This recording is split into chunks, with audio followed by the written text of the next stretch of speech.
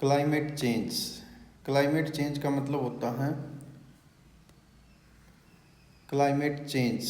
Climate change is one of the most important environmental issues facing the world today. पूरी दुनिया में जो जलवायु है हमारी वो परिवर्तित हो रही है, वो ये एक मेजर इशू है। It change the long term change in the earth average, यानी जो अर्थ का 15 डिग्री सेल्सियस टेम्परेचर है, जो एवरेज है वो लगातार प्लस होता जा रहा है। Average temperature and weather pattern mainly causes by the human activity. और ये जो टेम्परेचर क्यों प्लस हो रहा है, वो ह्यूमन एक्टिविटी के कारण हो रहा है। Like the fossil fuels, diesel, petrol, LPG, CNG, इनको बर्न करने के कारण से, एंड डिफॉरेस्टेशन और वनों की कटाई के कारण से, which increase green house gases. Green house gases means CO2, इस CFC, इस टाइप्स की जो गैसें हैं वो बढ़ रही हैं, जिसके कारण से टेम्परेचर बढ़ रहा है। The burning fossil fuels, coal, oil, natural gas, ये बर्न कर रहे हैं इलेक्ट्रिसिटी जनरेट करने में, ट्रांसपोर्टेशन में, इंडस्ट्रीज में, जिसके कारण से green house gases likely CO2, CFC, CH4, इस टाइप्स की गैसें प्लस हो रही हैं, जिसके कारण से वो क्या करती हैं, अपने अंदर हीट को ट्रैप कर लेती हैं, जिससे हमारा अर्थ का जो एवरेज टेम्परेचर है वो लगातार बढ़ रहा है। दूसरा है डिफॉरेस्टेशन। लगातार पेड़ों को काटा जा रहा है। पेड़ क्या करते हैं, वो CO2 को एब्जॉर्ब करते हैं और ऑक्सीजन में उसको कन्वर्ट कर देते हैं। But day by day more trees are cut down या burn. The store carbon is released and the fuel tree remain absorb future emission. पेड़ लगातार कट रहे हैं, कटने के कारण से उनमें से कार्बन रिलीज हो रहा है। इसके साथ साथ जो फ्यूचर में उन्होंने CO2 को एब्जॉर्ब करना था, तो पेड़ कम हो गए, तो अब वो एब्जॉर्ब नहीं हो पा रहा है। थर्ड वन है industrial and agriculture activity. Factories emit green house gases likely CO2, farming produce methane यानी CH4 from the live stock, यानी जो जीव जंतु हैं उनके गले सड़े जो ये मल मूत्र होता है, उसके कारण से ये गोबर से मैन्योर बनता है, और उसके दौरान CH4 गैस रिलीज होती, मीथेन रिलीज होती है, जिसके कारण से टेम्परेचर लगातार बढ़ रहा है। Nitrous oxide from fertiliser, both are very powerful heat trapping gas. ये क्या करती हैं, गर्मी को अपने अंदर सोख के रखती हैं। नेक्स्ट आता है waste and over consumption. Landfill emit methane. Landfill का मतलब कूड़े के ढेर, तो वे लगातार बड़े बड़े ढेर लग जाते हैं, तो उनमें से CH4 गैस रिलीज होती रहती है। Produce goods of large scale, increase energy use and emissions. और इस क्लाइमेट चेंज का इफेक्ट क्या हो रहा है, जो ग्लेशियर हैं वो ग्लेशियर जो है लगातार मेल्ट हो रहे हैं। मेल्टिंग आप इनकी बता सकते हैं, ठीक है। इसके अलावा ड्रॉट की कंडीशन हो रही है, या कहीं पर ओवर रेनफॉल हो रही है। तो इस प्रकार से सभी जो हमारी अर्थ के पार्ट हैं, रीजन है, वो प्रभावित हो रहे हैं। इससे क्या हो रहा है, राइजिंग ग्लोबल टेम्परेचर, जो 15 डिग्री सेल्सियस पृथ्वी का एवरेज टेम्परेचर है, वो लगातार प्लस होता जा रहा है।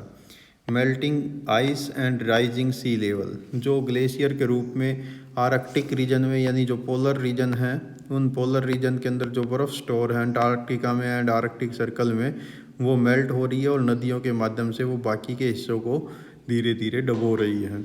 यानी हमारा जो एवरेज सी लेवल है वो लगातार बढ़ रहा है, जिसके कारण से कोस्टल रीजन और आइलैंड्स डूबने का खतरा है। जैसे अभी इंडोनेशिया की जो राजधानी जकार्ता होती थी, अब उन्होंने नवास्तारा नामक स्थान पर एक नई कैपिटल सिटी डेवलप की है, क्योंकि जकार्ता लगातार डूबने वाला सिंकिंग सिटी है।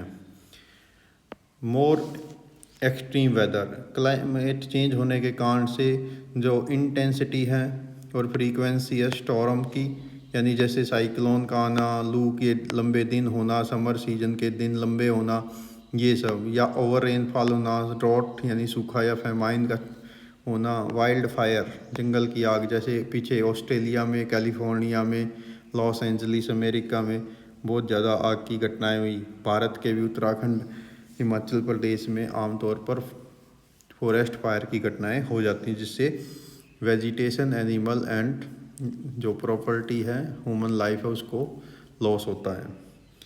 Harm to ecosystem and wildlife, many plant and animal struggle to adopt quickly enough, leading to habitat loss and species extension. जो हमारी ग्लोबल वार्मिंग हो रही है उसके कारण से क्या हो रहा है कि हम उतनी तेज़ी से हमारे जीव जंतु और पेड़ पौधे अडॉप्ट नहीं कर पा रहे हैं इस ग्लोबल वार्मिंग चेंज को, जिसके कारण से लाइफ जो है वो एक्सटिंक्ट होने का खतरा बना हुआ है, लुप्त होने का खतरा बना हुआ है।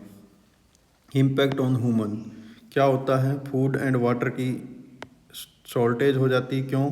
क्योंकि जब ग्लोबल वार्मिंग होती है, टेम्परेचर बहुत ज़्यादा होता है, बारिश कम होती है तो फसलें नहीं होती हैं, पानी की कमी हो जाती है, हेल्थ प्रॉब्लम होती हैं, हीट स्ट्रेस हो सकता है, हीट स्ट्रोक हो सकता है, डिजीज़ स्प्रेड हो सकती हैं, इकोनॉमिक लॉस हो सकता है, क्लाइमेट ड्राइवन माइग्रेशन, ज़्यादा गर्मी के कारण से लोग उस स्थान को छोड़कर दूसरे पहाड़ी एरिया में चले जाते हैं जहाँ पर ओवर क्राउडिंग हो जाती है। इस प्रकार से climate change effect every part of life, nature, economies, human health. The good news is that reducing emission, protecting forest and switching to the renewable energy can show impact. अब धीरे धीरे लोगों को, पीपल को, सोसाइटी को, countries को, governments को global warming के इफेक्ट समझ में आ रहे हैं, जिसके कारण से लोग भी अब धीरे धीरे अवेयर हो रहे हैं ताकि हम अपनी प्रकृति को बचा सकें। लेकिन हमारे जो इफ़ेक्ट्स हैं वो काफ़ी स्लो पोजीशन में है, जबकि जो ग्लोबल वार्मिंग है वो तेज़ी से हो रही है। अब इससे रिलेटेड क्वेश्चन है, which of the following is a major contributor to global warming. ये हो जाएगा आपका excessive greenhouse gases. Next, the melting of the glacier and rising sea level is mainly caused by deforestation and global warming. Key features आप क्या पढ़ेंगे? Climate change is the one of the most important environmental issue facing by the world today. Then average temperature are increasing, leading to hotter days and more frequent heat waves. Third one is climate change increase the intensity and frequency of storm, tropical cyclone, floods, drought and wildfire etc. तो ये topic था global warming से related. आगे हम अध्ययन करेंगे floods.